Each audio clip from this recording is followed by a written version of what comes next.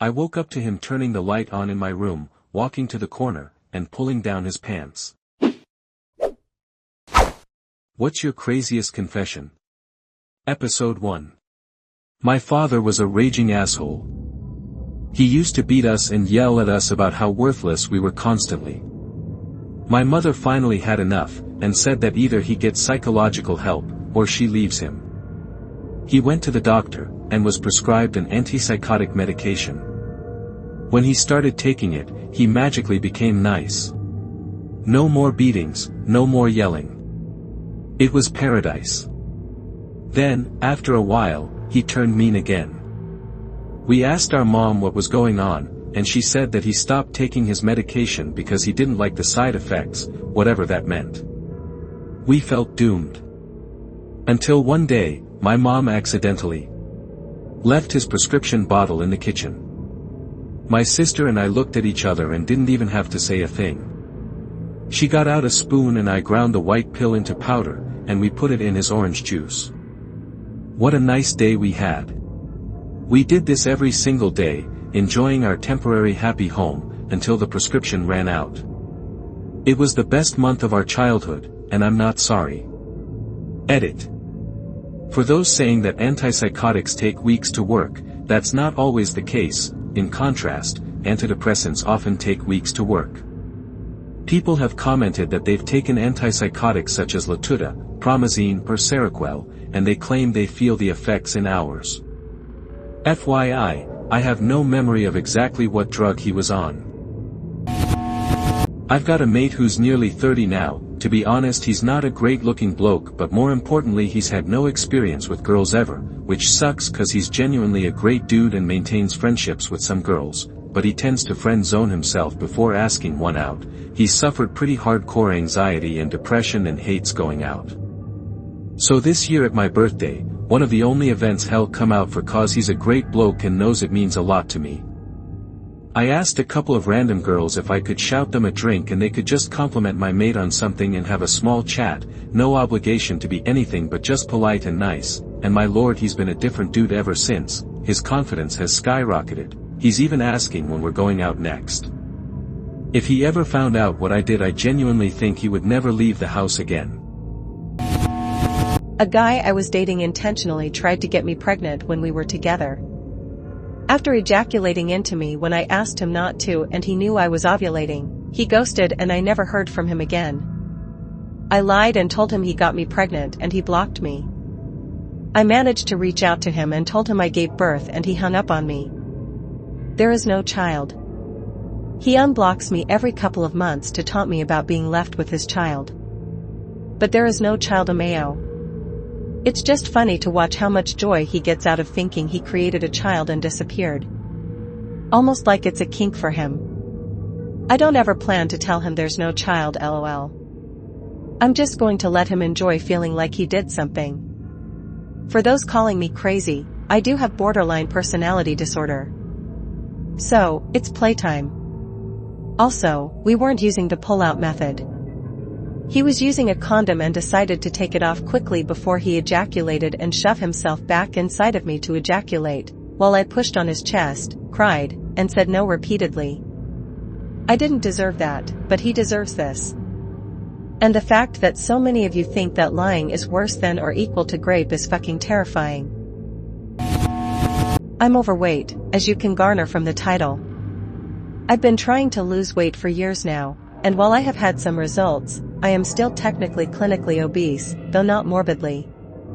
My sister is also obese, but is closer to morbidly obese than I am. Yesterday, I went on Instagram and her profile popped up, so I decided to scroll through it since I haven't seen her in almost 5 years and don't really look at my family members' social media. As I was scrolling, I came across one of her selfies and was hit with the realization that her face is my face.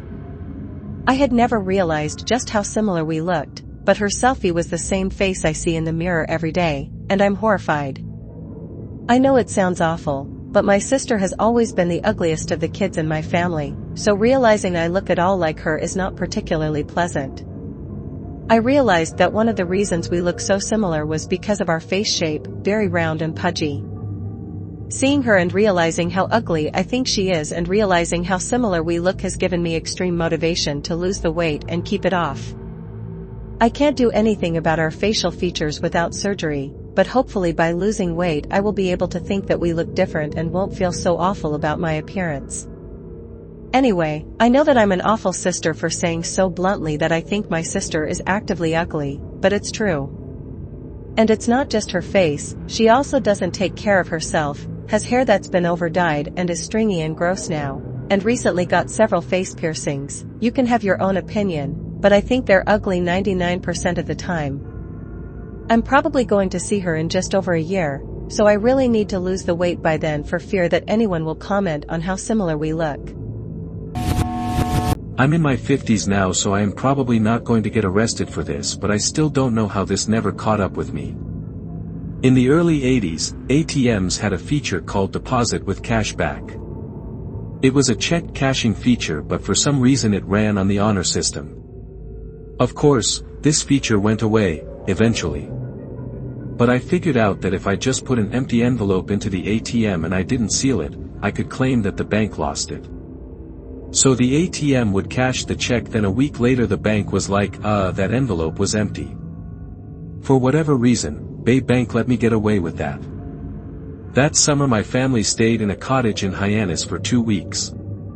During that time, I opened savings accounts at 5 different banks, using the rented house address. They mailed me ATM cards within a few days. I deposited with cash back on Thursday, Friday, Saturday, Sunday, and early Monday. Back then the limit was $400. And they were going to check the ATMs by Monday so the scam would be over. I scored $10,000 in 1984. No one ever came looking for it. I was never questioned or arrested. I don't understand why or how. The only thing that happened was the FDIC had me on a list of people who banks shouldn't do business with. I didn't even find out about that till I was 21, 5 years after the crime. I was in college and tried to open a bank account and no bank would let me. 40 years later, I have a bank account, and nothing ever happened. It's the only time in my life that I had good luck. Of course, I blew the money. Back then it was enough to put down on a house or easily bought a car. I spent it on girls, weed, and beer. It was fun, but I wish I was smarter. I had a serious head injury in 2009, it killed me. Obviously I was brought back, lots of freaky stuff happened at the time, as one would expect from serious permanent brain damage. I was in hospital for 3 days, not expected to leave alive, but I did. I have permanent amnesia. I lost every personal memory I had. I don't even remember my mother's face, hell I didn't recognize my own face. Anything before 2009 is sketchy at best. It took 5 years to come to terms with the new reality, and the realization that I had lost the ability to feel fear due to my amygdala being permanently damaged. I had lost the emotional connection with my now ex-wife. Losing an emotion has left me feeling that I am no longer human. A person who can't feel fear is a monster. There are less limits on doing anything, which is not as good as it sounds. Physically I am human, but losing that emotion has made the other emotions I have left heightened. Love is extreme, but so is anger. I take great efforts to avoid hate, because I don't know how I could stop it. Anger is almost impossibly to come down from. When I am angry I see red, I can hear the blood rushing in my ears, I feel like I am going to explode, and it takes an extreme effort to suppress that rage. I will usually sit quietly gripping a desk, or squeezing my fists, until I can get to a level of control. I hide this rage, no one really knows how volatile I can be. I don't want people to be afraid of me, but they would be if they knew. About 7 years ago, I let a young guy move in with me because he was struggling. He told he has been known to sleepwalk before, so I had expected something weird to happen. But nothing prepared me for what would soon happen. One night, I woke up to him turning the light on in my room, walking to the corner, and pulling down his pants. I said his name a few times to see if he was awake, but lo and behold, didn't work. He proceeded to let his entire bladder empty out on my wall and floor. After that he crawled right back in bed and curled up with a pillow, like nothing had ever happened.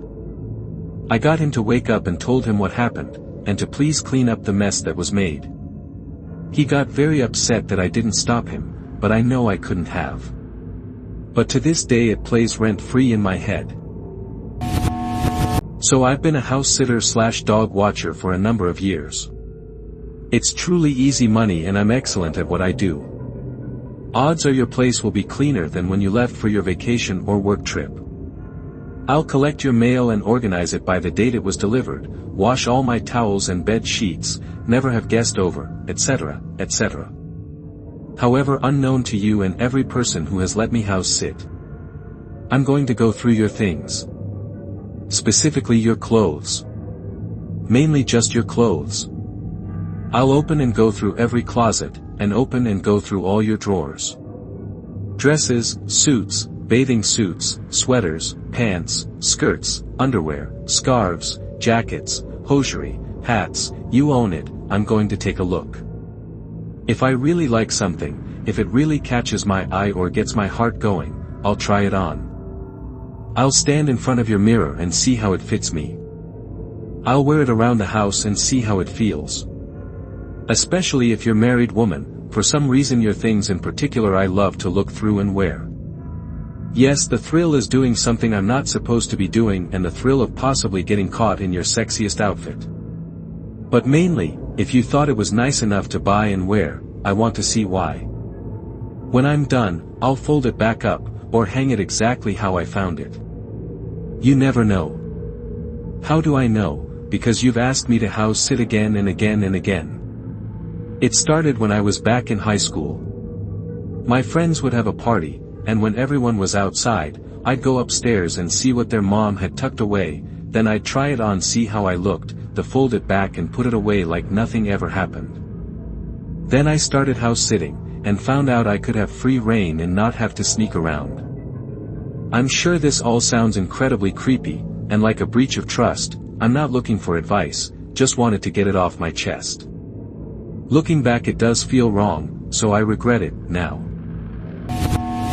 When I was 14, I was a pretty big YouTuber. I had around 1.8 million subscribers, my channel was blowing up, and I was making a lot of money.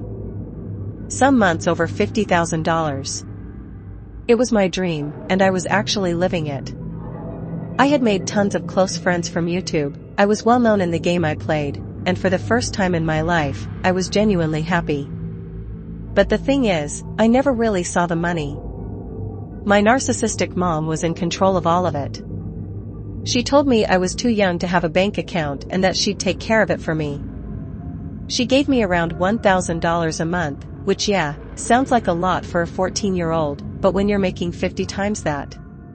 Turns out, instead of saving it for my future like she promised, she was spending most of it. When I turned 15, things started falling apart. My mental health completely deteriorated.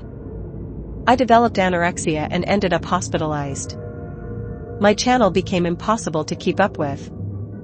I stopped posting for almost a year, and everything I built just started to disappear. Then, when I finally wanted to come back, I made a stupid decision that basically ruined any chance of reviving my channel. I tried downloading Adobe software for free, dumb, I know, got hacked, and the hacker posted some graphic content on my channel. I got permanently banned. And instead of contacting YouTube right away, I just gave up. I was so mentally checked out that I didn't even care at the time and told myself I would deal with it later. When I finally tried to appeal months later, YouTube denied me. I tried everything I possibly could to get my channel back, and nothing worked. My mom had spent most of the money, but she left me around $100,000. I had to literally beg her for over a year to give it to me. But like an idiot, I blew it. Car, addictions, very bad decisions. It turns out my mom was right all along. When I was 19, I was diagnosed with bipolar disorder and started drinking a lot. Now I'm in my 20s, completely broke, completely alone, and I feel like a fucking loser. I know I'm stupid, I know I made horrible choices, but please don't judge me too harshly. I wasn't in my right mind, and at the time, I didn't care about my future because I wished I was dead. I couldn't see past the moment I was in, and I just let everything fall apart. I think about my past a lot. How much potential I had, how I literally had it all at 14, and how I just let it slip away. I don't know how to move on from it. I peaked as a teenager and now I have nothing. If anyone's ever recovered from throwing their life away, I'd really love to hear how, because right now, I don't see a way forward. Thank you for listening to Anonymous Commentaries. Leave a like or comment what your favorite confession of the video was. Or don't do either and be a cunt instead.